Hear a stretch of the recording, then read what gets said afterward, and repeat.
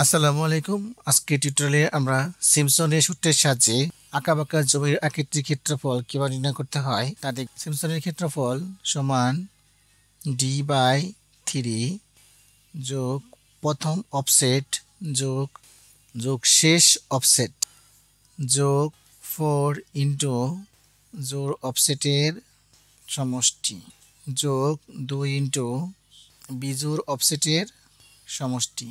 এখন এই চিত্রের মধ্যে সিম্পসনের সূত্র যাবে কিনা সেটা ভেরিফাই করতে হবে। এটা ভেরিফাই নিয়ম হতেছে সিম্পসনের সূত্রের প্রথম যে কন্ডিশন নম্বর যে শর্ত সেটা হইতেছে এই যে ভাগ সংখ্যা আছে এই ভাগ সংখ্যাগুলা জোড় হতে হবে। এখানে আমার মোট ভাগ সংখ্যা আছে 8টি, তার মানে এটা জোড়।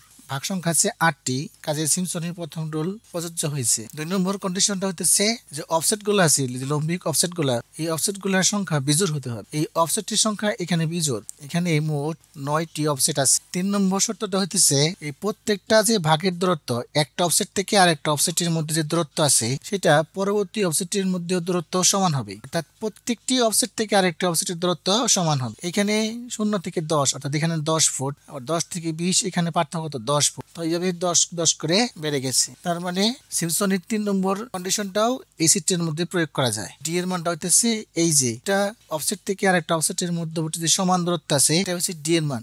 ডি এর মান এখানে 10 লিখবো, ডিভাইডেড বাই 3 দেওয়ার পরে প্রথম অফসেটের মানগুলো আমরা এখানে দিয়ে দিই। এটা হচ্ছে 1 নম্বর অফসেট, এটা 2 নম্বর অফসেট, এটা 3 নম্বর অফসেট, 4 নম্বর অফসেট, 5 নম্বর অফসেট, এটা 6 নম্বর অফসেট, এটা 7 নম্বর, এটা 8 নম্বর, এটা এবং 9 নম্বর অফসেট। প্রথম এবং শেষ অফসেটের মান কত? প্রথম সেটের মান হতেছে 3.25 যোগ শেষ অফসেটের মান হতেছে 5.65 যোগ 4। এখানে বলছে জোড় অফসেটের সমষ্টি।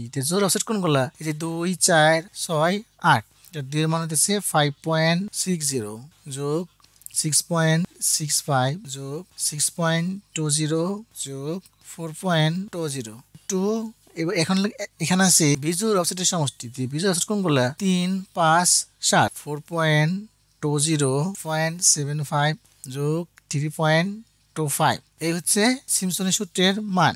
এখানে সবগুলো বসাই দিছি। ক্যালকুলেটরে হিসাব করলে এখানে আমরা মান পাইতেছি 439.67 বর্গ ফুট। তাহলে এভাবেই সিম্পসনের সূত্র প্রয়োগ করে তার ক্ষেত্রফল বের করা যায়।